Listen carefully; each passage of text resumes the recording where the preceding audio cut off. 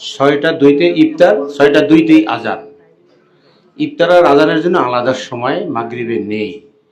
6টা 2-তে আমরা ইফতার বলেছি, 6টা 2-তেই মাগরিবের আজান হবে। টিভিতে যেভাবে দিয়ে থাকে সঠিক এভাবেই দেবে, কিন্তু আমরা 3 মিনিটের যে সতর্কতা অবলম্বন আগে করতাম সেটা আমরা এবছর আর করছি না। আমরা এবার মাগরিবের আজানের শুরু হয়ে গেলেই ইফতারও শুরু হয়ে যাচ্ছে, আজানও শুরু হয়ে যাচ্ছে। যার জন্য একটু আলেমদের মধ্যে তারা বলতেছিল একটু ইতাআত করা দরকার ছিল আর একটু সময় বেশি নিয়ে, কিন্তু এইরকম ওই রকম সুযোগ না থাকায় আমরা অ্যাকুরেট টাইমটা শুধু এখানে উল্লেখ করেছি।